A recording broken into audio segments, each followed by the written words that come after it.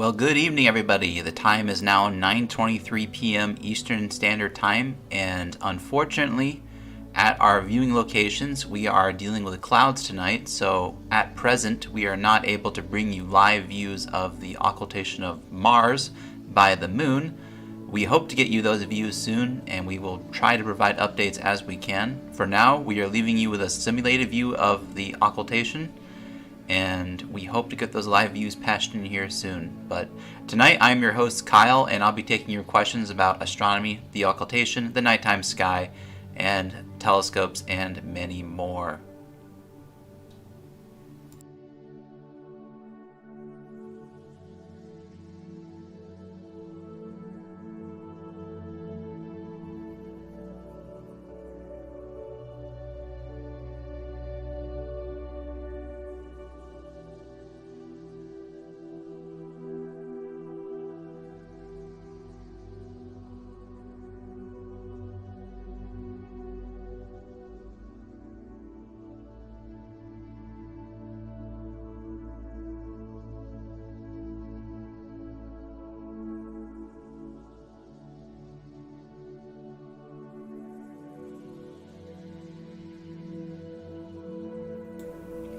I see one question from Bud on Facebook, and they're asking how long will it take until it comes out from behind the moon? That is a fantastic question, Bud. It'll take about an hour. So the transit, or occultation, will begin at roughly 9:30 p.m. Eastern Time, and it will last about an hour.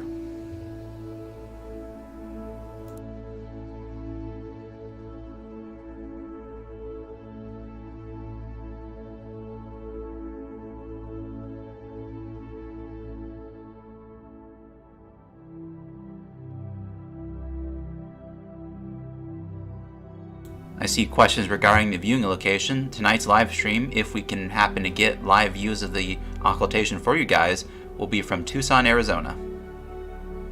These views will be provided by our team member Vince, who is working very hard to get those live views up now. But again, if you're just tuning in and you're wondering where is a view of the occultation, we do have clouds at our viewing site, and we're unfortunately unable to bring you live views of the event tonight. We are hoping that will change here soon, though, and if we're just lucky, we might be able to catch the tail end, Charlie, of the event.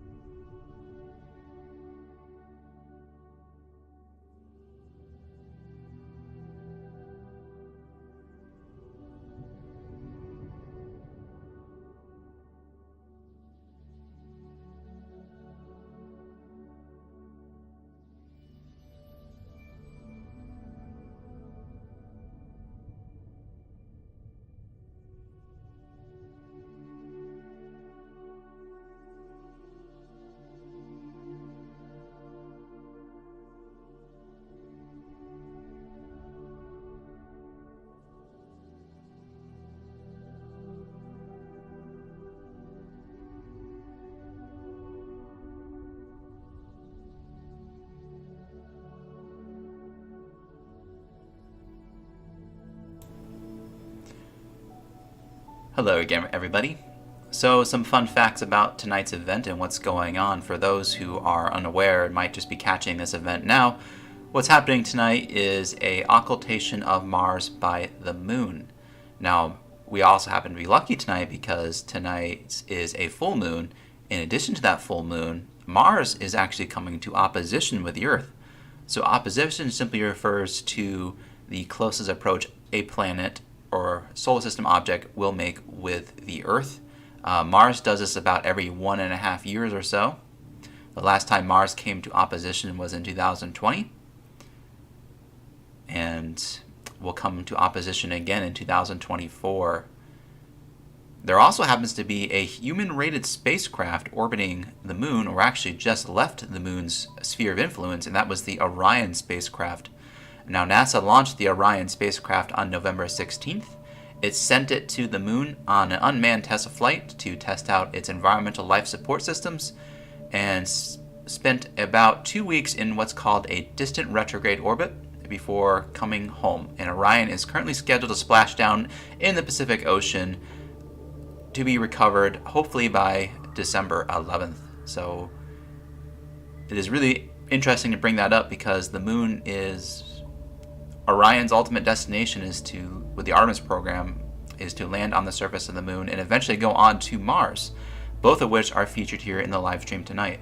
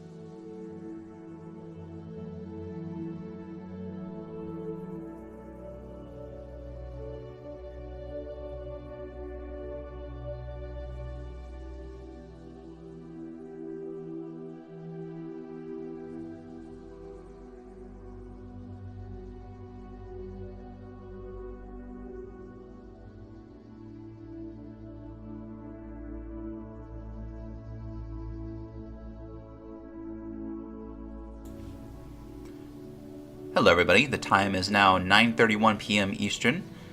From the perspective of an observer in Arizona, where the simulated view is being presented from, the planet Mars is just now about to dip behind the moon. Now, the location of the transit and the timing of the transit is entirely dependent on your location, and that is because the moon is a relatively close object to us, and because of that, your position on Earth impacts directly when Mars will dip behind the moon. That being said, from an observer in Arizona, Tucson, Arizona, you are witnessing Mars go behind the moon right this very second, as a matter of fact. But for the other ones of you, the moon might already be blocking out the planet Mars. It is entirely dependent on your location. This view is being provided to you via Stellarium. Stellarium is a fantastic program and will help a lot trying to figure out these exact times for you.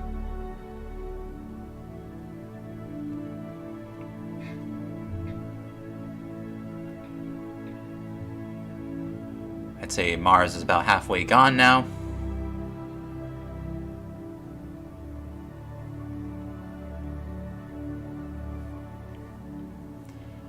And Mars is now fully gone behind the surface of the moon. We hope to be able to bring you live views of Mars as it comes out from behind the moon. Fingers crossed. This will take just about an hour.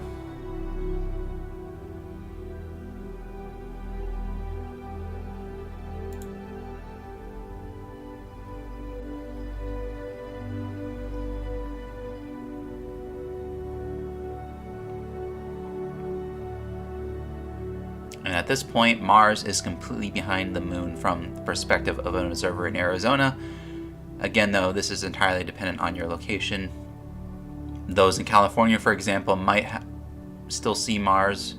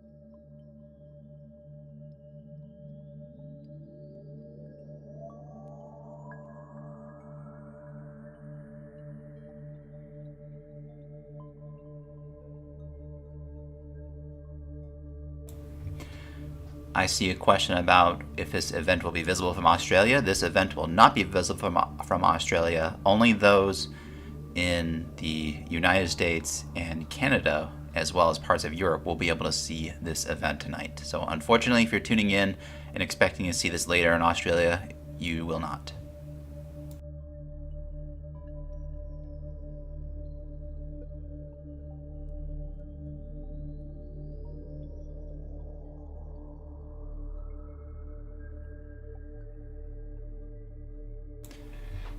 Again, folks, if you're just tuning in, you're looking at a simulated view of the occultation of Mars by the moon.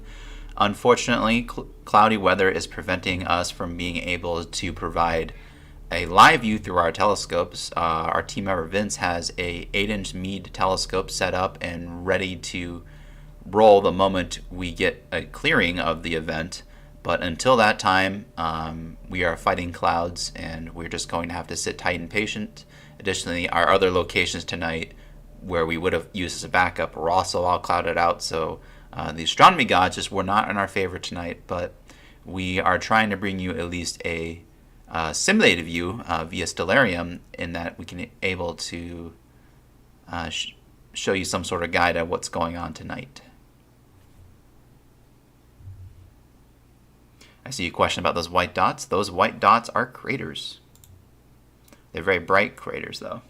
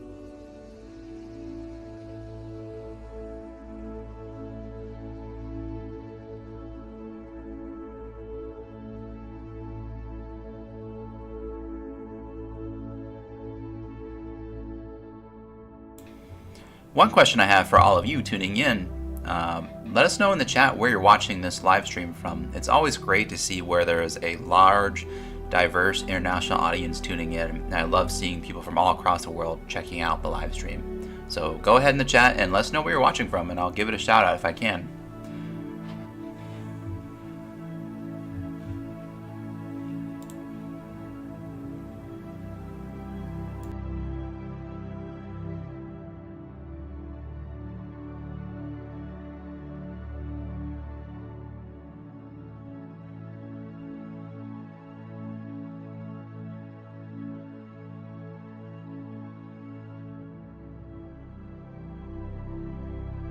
I'm seeing Joy checking in from Tampa Bay, Florida. Lori from Connecticut.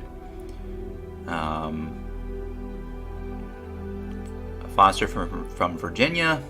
We have people checking in from Pittsburgh, Pennsylvania. Western North Carolina, Pennsylvania, Southern Indiana, Brampton, Ontario. That's Linda. Ellen checking in from Queens. We have Paul checking in from Cape Cod. Debbie checking in from Rhode Island. Sky checking in from New York City. Great name, by the way. Gina checking in from Tennessee. Donna checking in from North Dakota. Bill checking in from South Carolina. Good deal. It's so great to see so many people checking in from all across the United States and the world.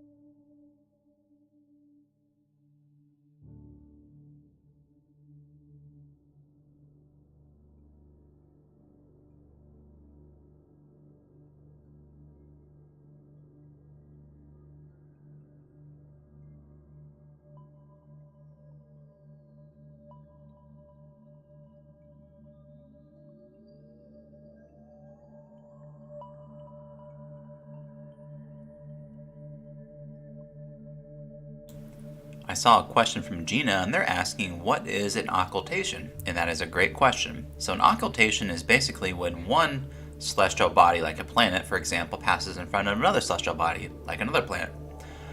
Two planets passing in front of one another is extremely rare. The closest we've seen in our lifetimes to that was back in December of 2020, also known as the Great Conjunction of Jupiter and Saturn. Some of you might remember that. That happens, Jupiter and Saturn got within a few arc seconds of one another. But an occultation is when, for example, the moon passes in front of Mars, like we're seeing tonight. It is very common for this to happen for the moon because the moon is such a massive object in our nighttime sky that it is very easy for it to block out planets. And as a matter of fact, we can expect this to happen once or twice a year. However, it is rare to get an occultation on the night of an opposition. And I mentioned opposition is when one planet makes its closest approach to the Earth. And tonight, Mars is at opposition with the Earth. So that means it is simply a really good time to go out with your telescope and look at Mars, because that's when you're going to see the most amount of detail.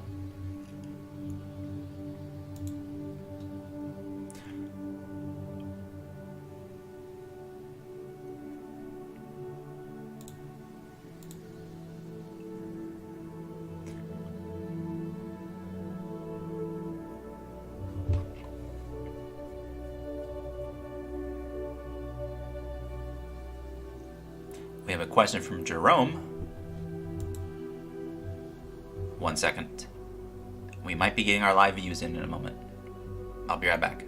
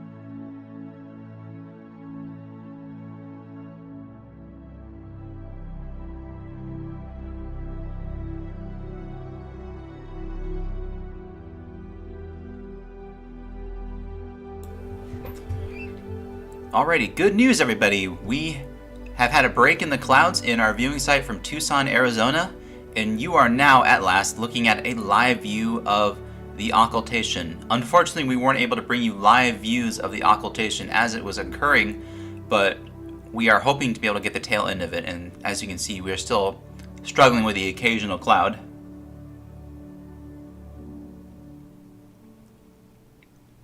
But we are hopeful that we'll be able to get you a view of Mars as it pops out from behind the moon.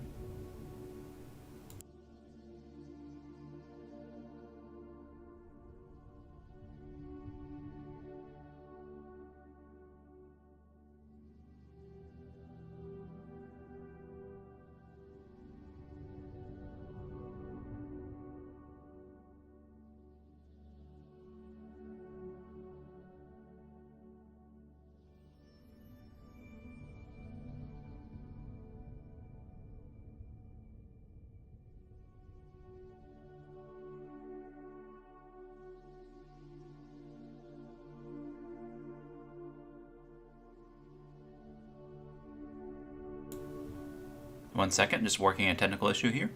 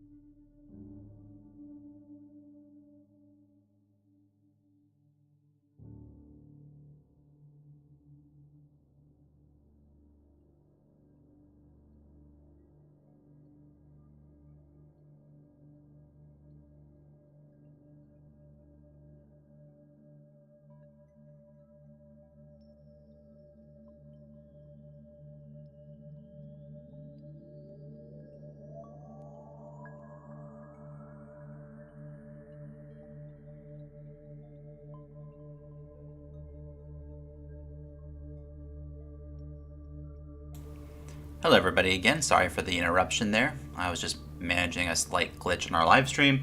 However, that appears to be resolved. And once again, you're looking at a live view of the moon, presently in front of the planet Mars.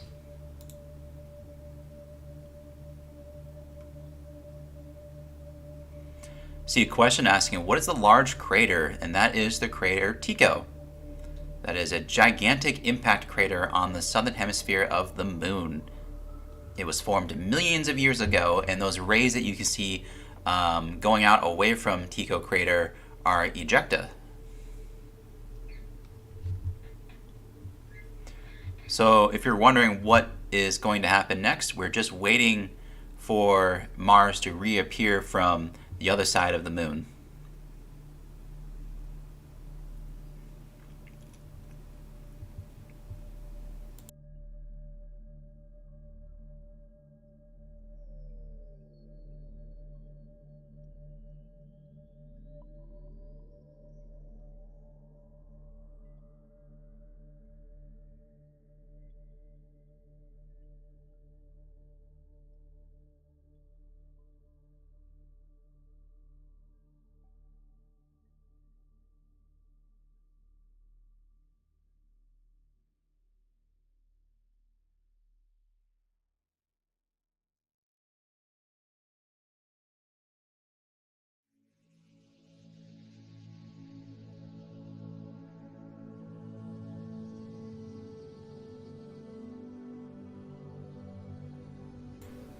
For those wondering, the transit from the perspective of an observer in Arizona began about 7:31 p.m. Mountain Time, and we're expecting Mars to reappear from the vantage point of this live stream at 8:27 p.m. Mountain Time, or 10:27 p.m.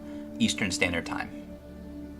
So in about 30 minutes or so, we can expect Mars to reappear on the other end of the moon, and I'm just very happy and so grateful to be able to get these views up for you guys tonight. It didn't look likely, but the weather gods have finally smiled on us, and we have a view of the moon tonight.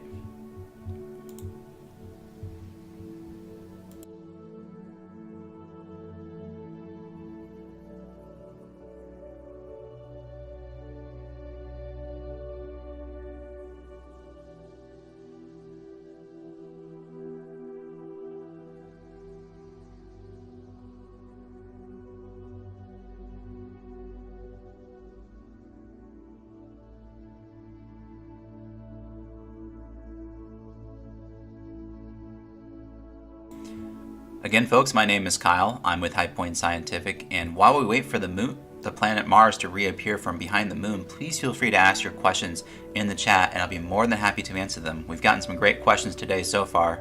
I see a question from Stan. They're asking, how often do these events happen? They usually happen once or twice a year. Less so frequently with Mars, because Mars is usually poorly positioned relative to the Earth and the moon. But it does happen from time to time. What makes tonight's event special, again, is the fact this is happening while Mars is at opposition with the Earth. So you happen to have two very bright celestial objects passing in front of one another, and that makes it noteworthy.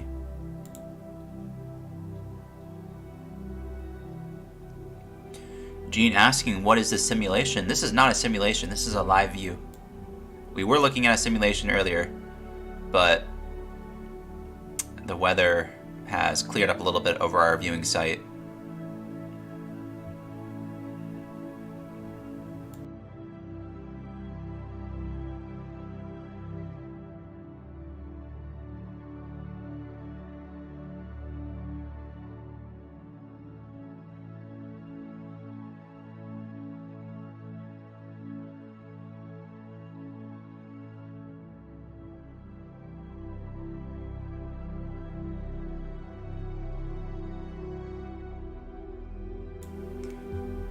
I see a question asking how many kilometers from here to the moon. The answer to that is about 400,000 kilometers away.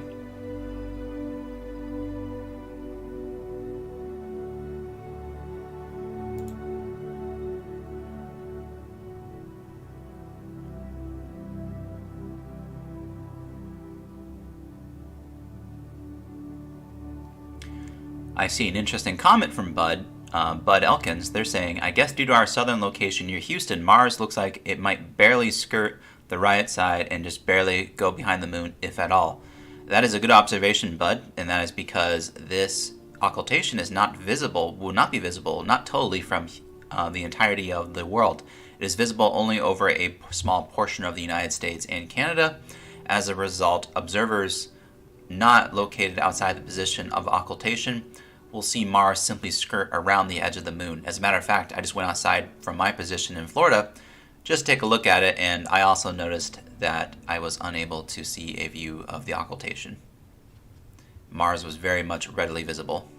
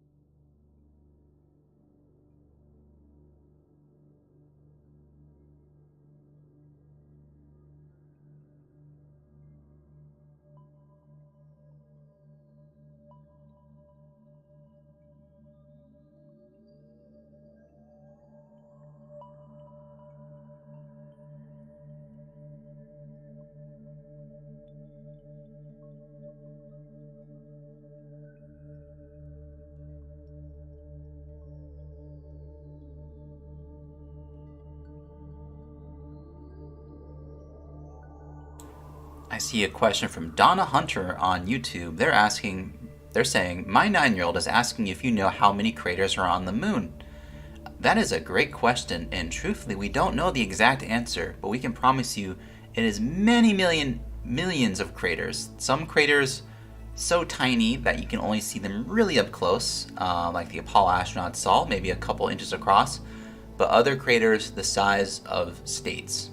And some craters are hundreds of miles across, literally. I see a question from Davis, also on YouTube. They're asking about how long will Mars be visible to the naked eye after occultation. Mars will be visible in the nighttime sky for many months to come. This week, Mars will be at its very brightest, but after that, it will begin to dim as it moves away from the Earth, and eventually will transition over to the western skies after sunset, and will become dimmer and dimmer until it is lost into the sun's glow later this year. But right now, if you have a telescope, now is a perfect time to observe Mars. You will be able to see its polar ice caps as well as many other different surface features. Chris is asking, are you operating the telescope remotely? The telescope is not being operated remotely. It's being operated by our very generous crew member Vince out in Tucson, Arizona.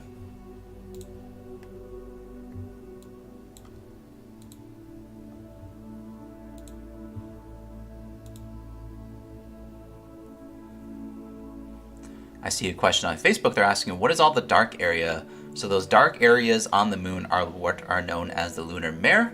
You're looking at the Sea of Tranquility right now, as a matter of fact. That was the landing site of Apollo 11, as well as the Sea of Serenity.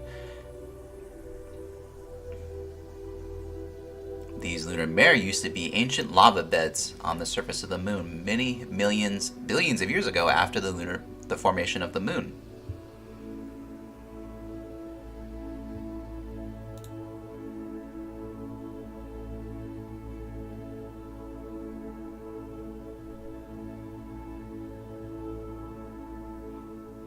The views.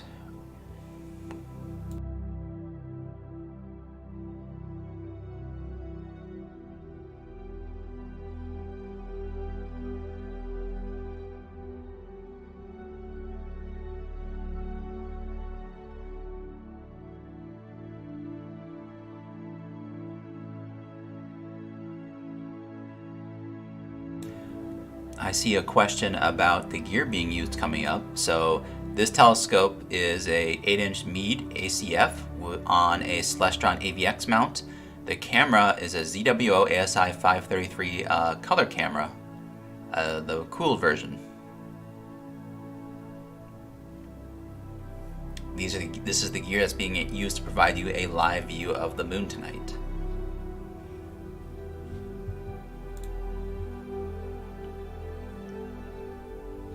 I see a question from Jennifer, and they're asking, what are the white spots? So those white spots are very tiny and bright impact craters.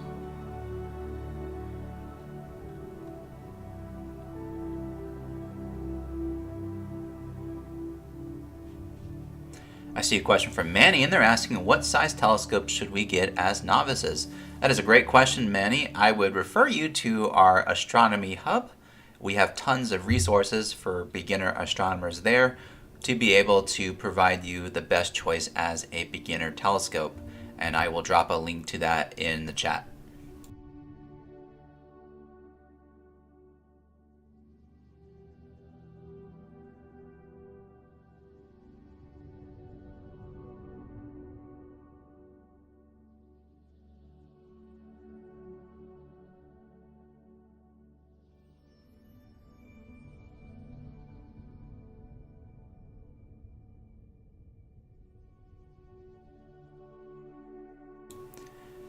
John is asking, I have a question. Why are we looking at the wrong side of the moon?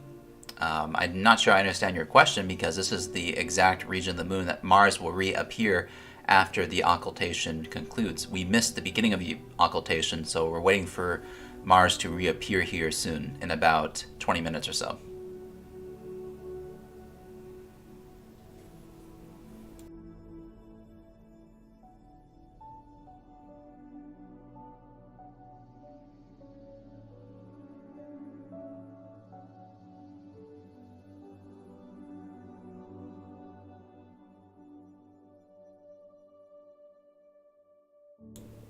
Just some passing clouds. They will hopefully pass here in a moment. And again, please keep asking your questions tonight. It is so great to interact with each and every one of you. And again, if you like this stream, share it with your friends and your family on Facebook, or like the video on YouTube and subscribe to our channel. We love doing these live streams and getting people excited about astronomy and the nighttime sky.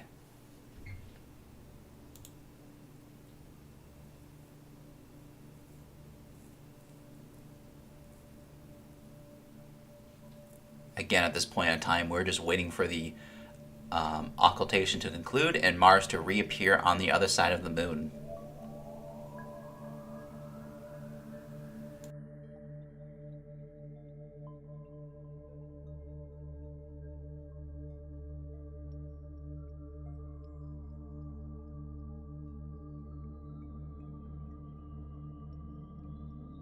Chip is asking, why are the impact craters have such white ejecta? Is it the underlying material white, or was it filled in with white material? The reason for that is because these impact craters, the ones that are little white pinpoints, are all very young impact craters, so those white ejecta blankets are all relatively fresh.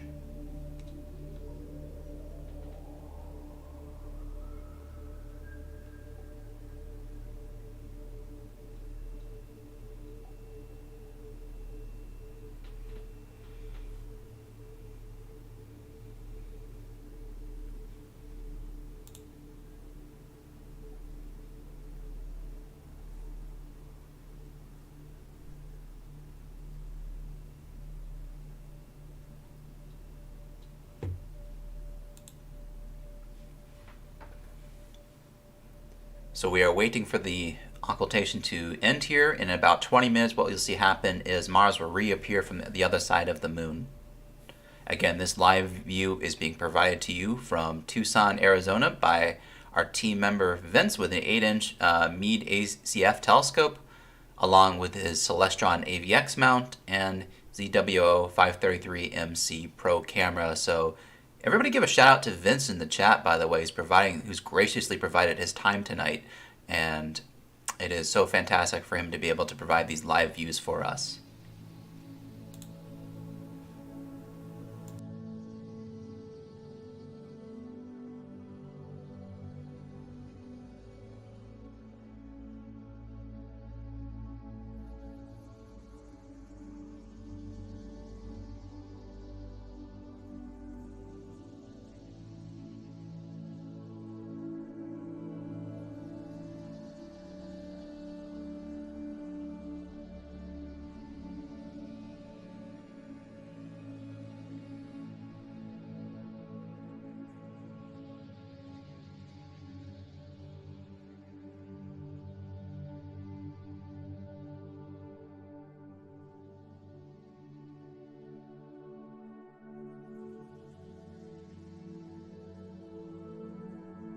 I see a question from Paul. They're asking, how far apart are the moon and Mars? Well, right now, because Mars is directly in front of the, directly behind the moon, excuse me, they're not far apart at all. But in terms of astronomical distance, Mars is actually, I'm not exactly sure the number off the top of my head, but it is many million miles away from the Earth right now.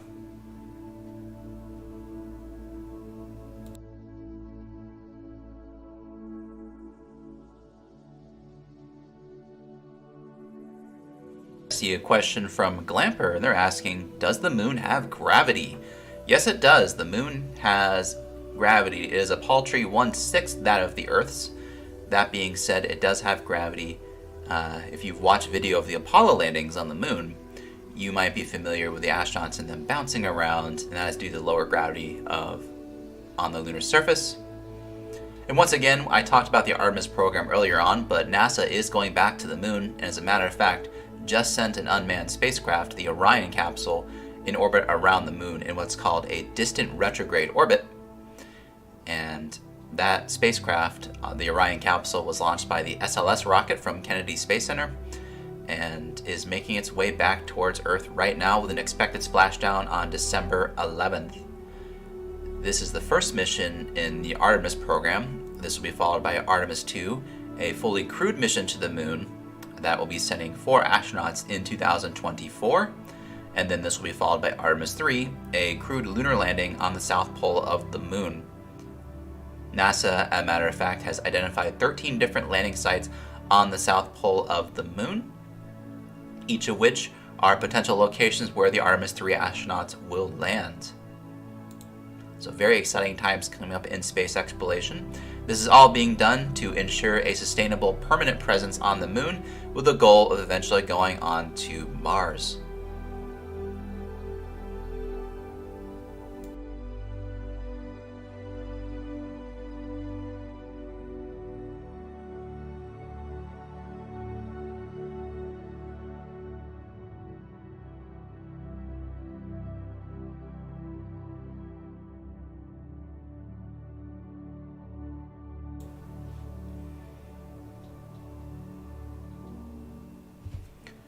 We have a question from Jerome, and they're asking, how was the moon created?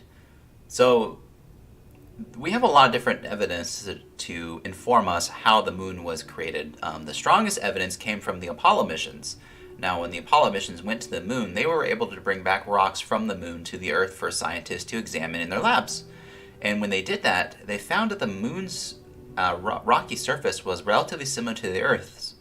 So that seems to have pointed towards the direction that the moon was once a part of Earth, and that is partially true. What scientists suspect the most probable cause was early on in the solar system's formation, there were many different planets in the solar system. Some of those planets might have gotten thrown out into deep space, never to be seen again as rogue planets. Some of those planets might have collided into the sun. Some of those planets might have collided with the gas giants. And it is thought that there was a planet known as Theia. And Theia collided with the moon, with the Earth, in such an angle that it was able to break off part of itself, and sort of a combination of Earth and Theia became the moon. And Theia was thought to be an object roughly the size of Mars. So this happened very early on in the Earth's formation. Over the span of millions of years, the remnants of this collision eventually became the moon.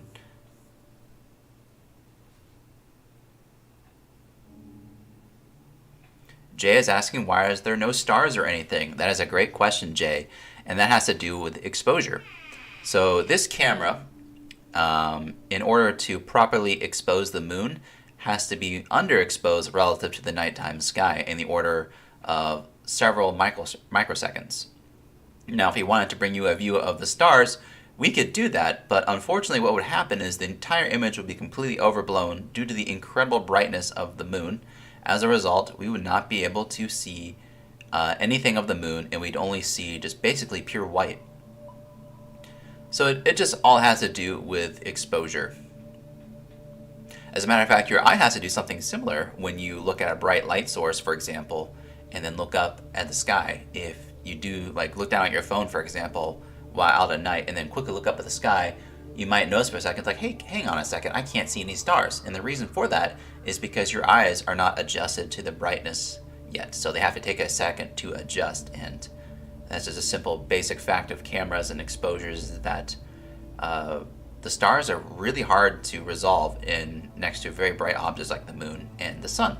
That's why we can't see stars in the middle of the day as well, because we can't see the stars past the blinding light of the sun. Kathy's asking, I see a black screen, what's going on? What you're seeing is the occasional passing cloud.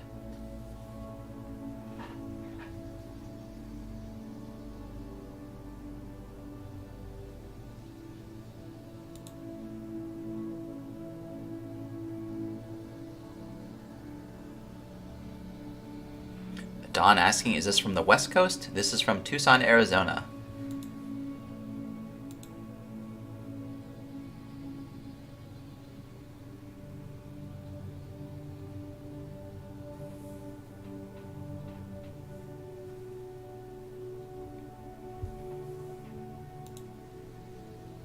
The time is now 10:11 p.m. Eastern Standard Time. We are expecting to see a view of Mars here in about 10 or 15 minutes from now. So keep asking the questions, guys. I really enjoy asking them, and it's great to see each and every one of you here in the live stream tonight.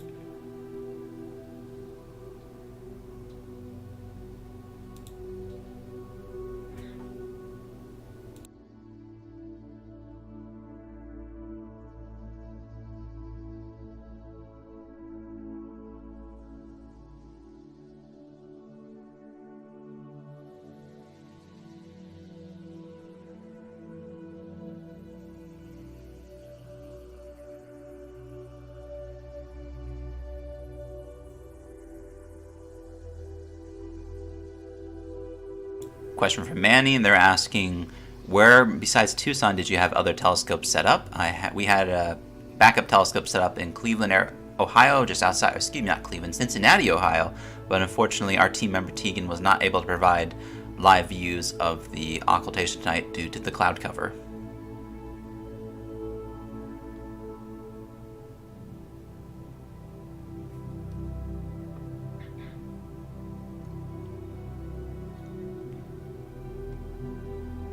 Cindy is asking, does the moon go through a growing process, like shedding anything or gaining? I have to think about that question for a second. In a way, yes.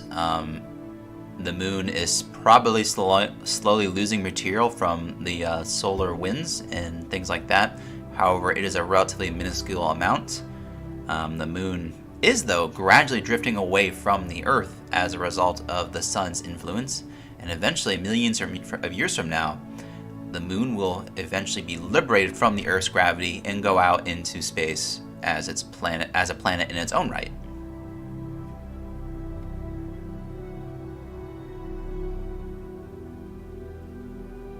Manny is asking, when NASA decides to land on the moon, how is the location chosen? That's a great question.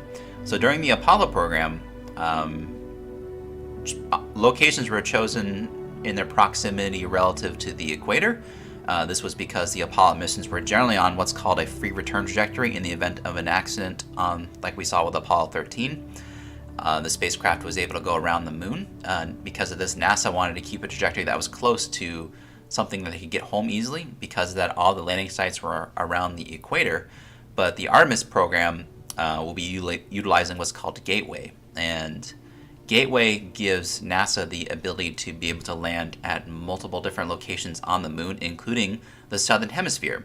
Now, why is the southern hemisphere and the south pole of the moon so interesting to us? And that's because the Lunar Reconnaissance Orbiter, as well as other probes being sent to Mars, has discovered an abundance of water on the south pole of the moon that is in forms of ice, that is in those sort of dark craters that never see sunlight on the south pole of the moon. Why is this significant? Well, obviously because you can use that as drinking water, but in my opinion, more importantly, is because water can be broken up into its constituent components, oxygen and hydrogen, and then this can be used into rocket fuel. So you can actually use the moon as a propellant depot to go on further to Mars, for example. And that's why NASA is so keen on the Artemis program visiting the south pole of the moon. So we can expect Artemis 3 to be landing on the south pole. And again, if you're seeing this view go black here, that is because we have passing clouds.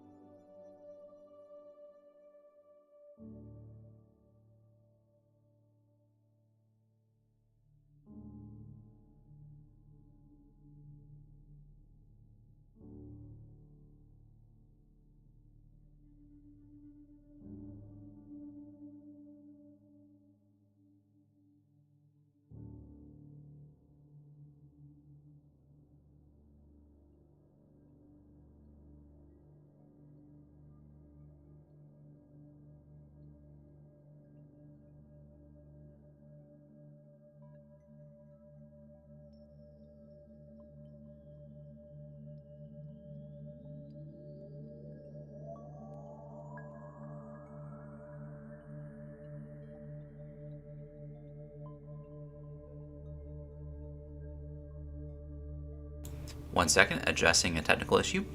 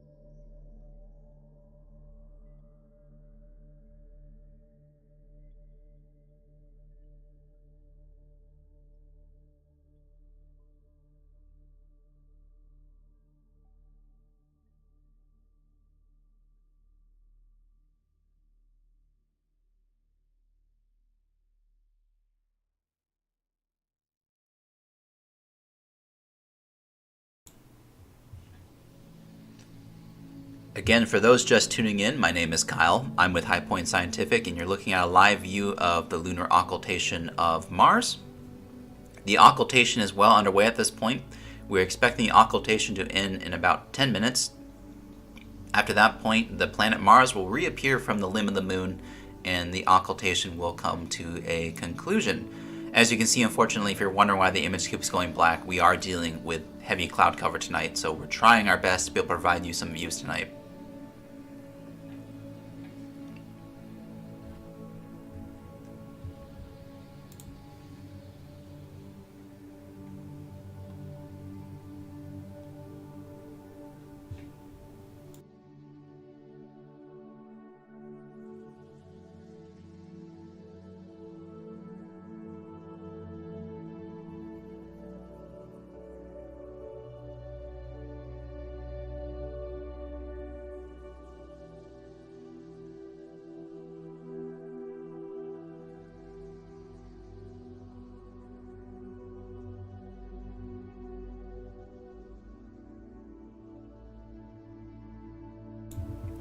Brandy asking a question, what is tidal locking?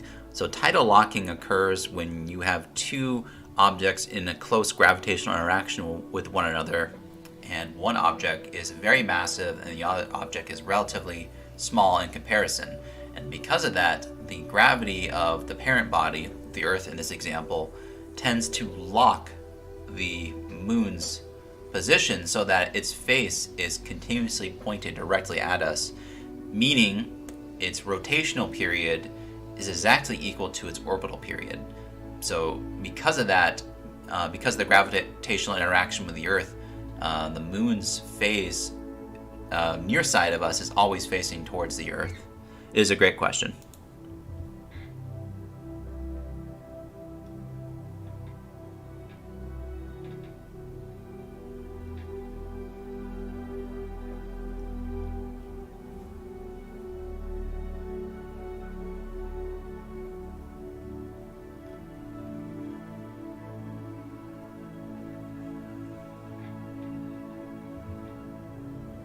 We're expecting Mars to reappear from the moon in about 7 minutes, guys.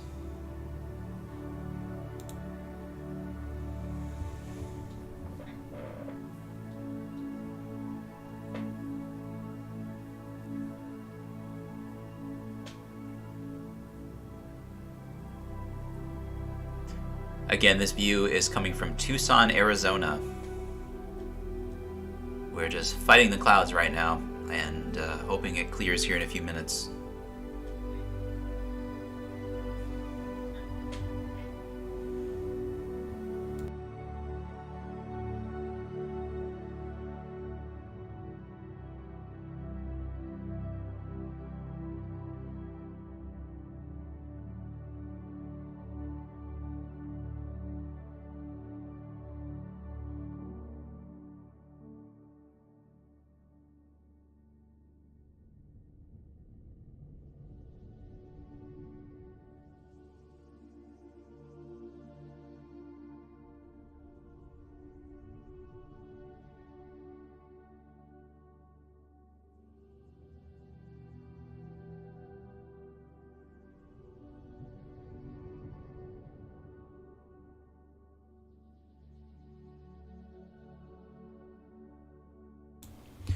I see a question from Jack, and they're asking, do we know how much of the dark side of the moon has been photographed by any spectrum of light? And we can safely answer 100%. As a matter of fact, the far side of the moon has been photographed just as much as the near side of the moon by NASA's Lunar Reconnaissance Orbiter, currently orbiting the moon at an altitude of about 50 kilometers above the lunar surface. It has been orbiting the moon for about 15 years now, and it's been mapping out the lunar surface.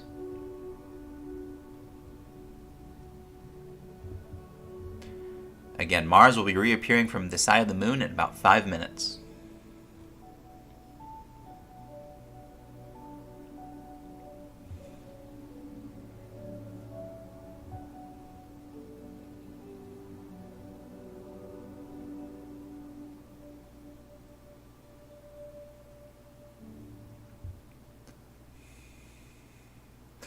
Chuck with a really comment that I like a lot. And it says, "What amazes me is the moon is a perfect distance from the Earth to perfectly eclipse the sun."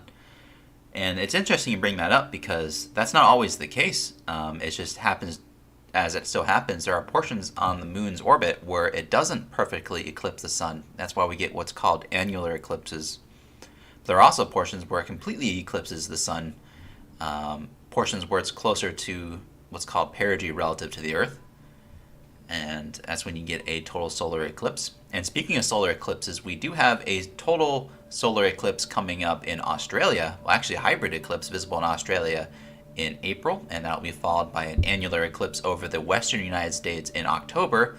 Lastly, followed by an eclipse in April 2024, a total solar eclipse that will be visible over portions of the United States from Texas all the way up to Pennsylvania.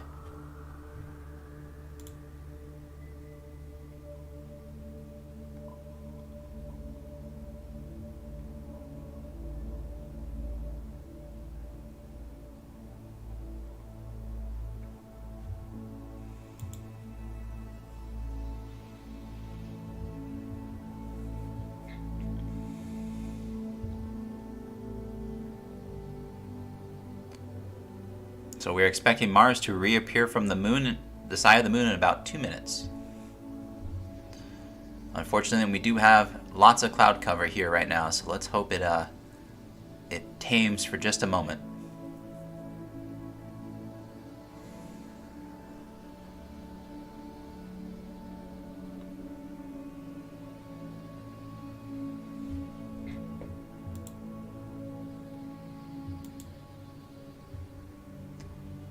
Shoot.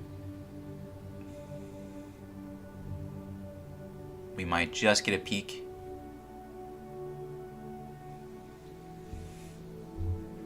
Fingers crossed, guys. It was doing pretty good there, but now it appears to be taking a significant step back.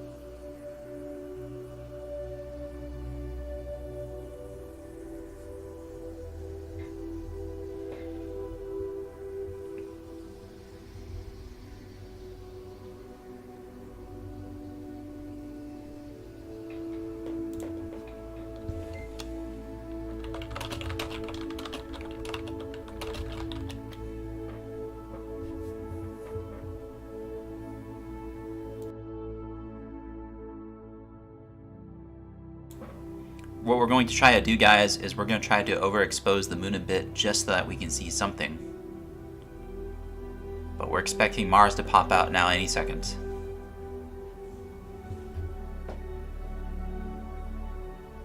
Again, we're fighting very heavy cloud cover tonight, so thank you guys for your patience. Not much we can do, unfortunately.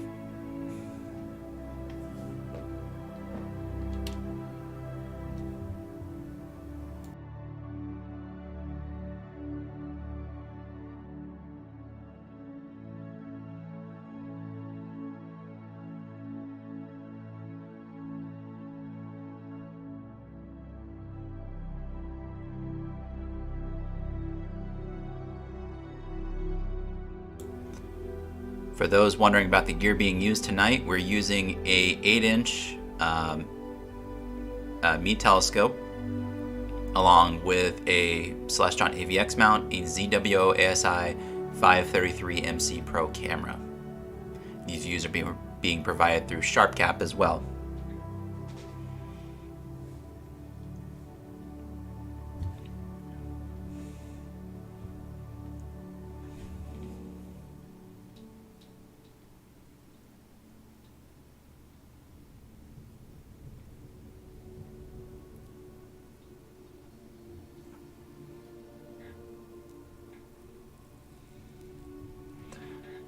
Alrighty, Mars is now just appearing from behind the limb of the moon, so we're just scanning for it. Right there, there it is. So I'm just going to adjust the view here a little bit, but you should be able to see it. From the clouds, we have our reappearance of Mars.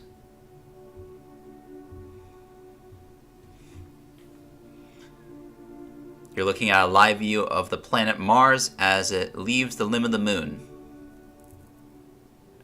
Again, unfortunately, we are fighting very heavy cloud cover right now, and as a result, we're not going to be able to get consistently clear views of the occultation as it ends. But we did just get it for a second there. I think we're getting it slowly back. So we're just going to have to wait and see, fingers crossed.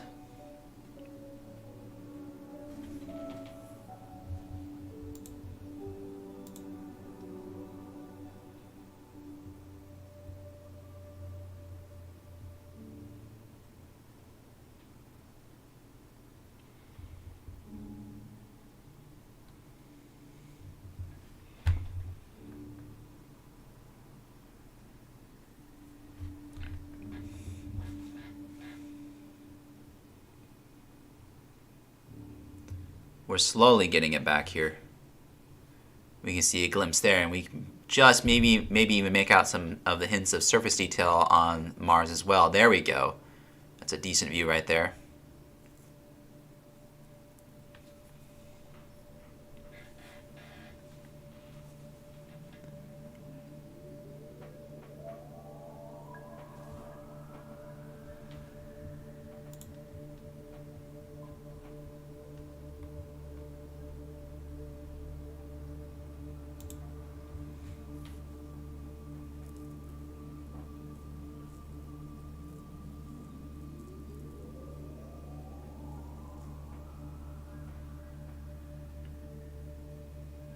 Our team member Vince is trying to adjust the exposure a little bit, and you can see some more detail here. You can clearly see Mars in contrast with the moon. Doing our best with the cloud situation.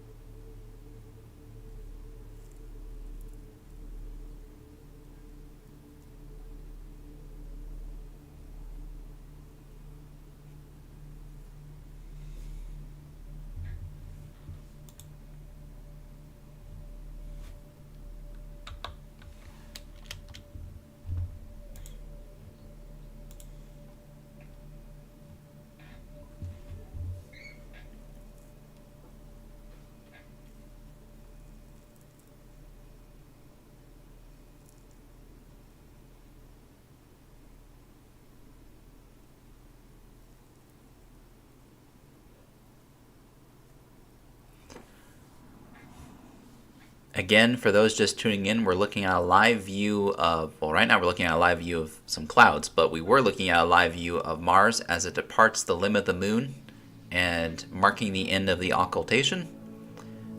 We're trying our best here with the cloud situation, but it is almost completely overcast out here, and we're just hoping it can stay steady for just a moment.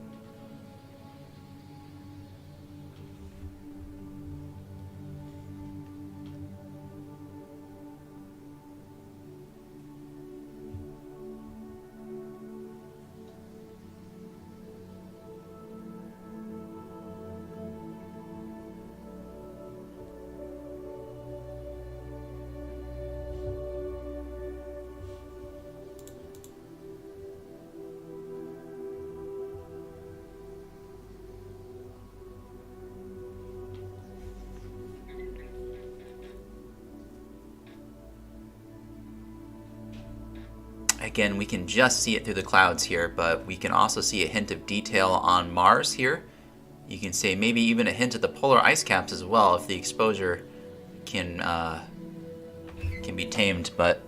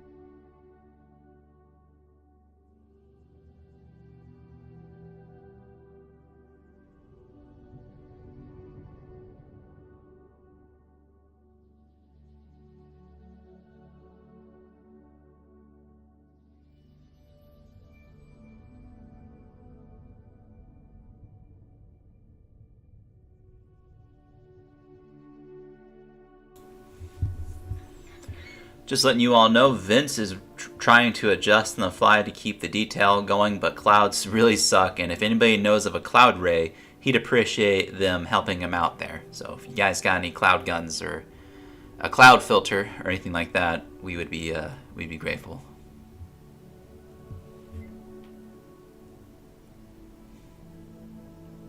Again, though, you're looking at a live view of the planet Mars. The occultation from the location on our observer in Arizona has concluded, and we're just now watching the moon slowly move away from Mars.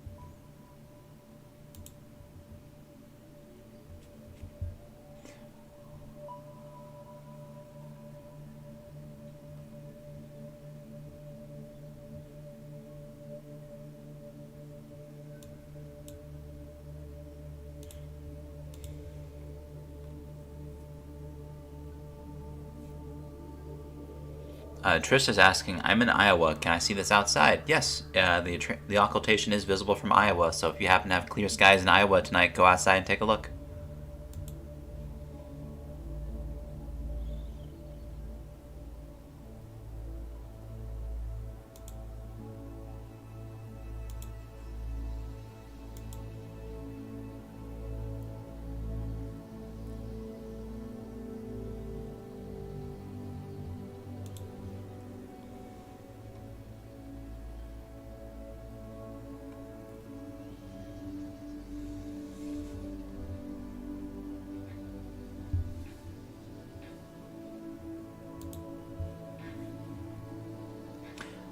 The time is now 10:37 p.m.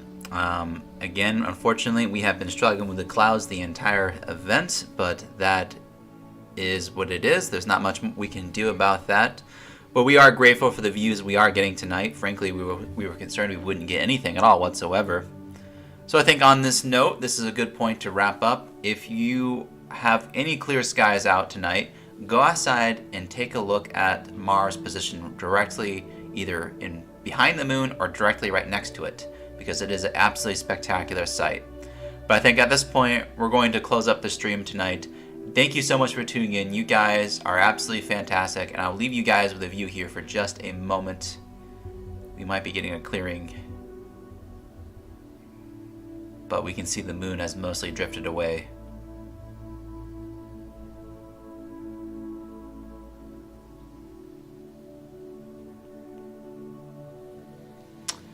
On that note, again, thank you guys for tuning in so much. My name is Kyle. I'm with High Point Scientific. And always remember to keep looking up. Thank you.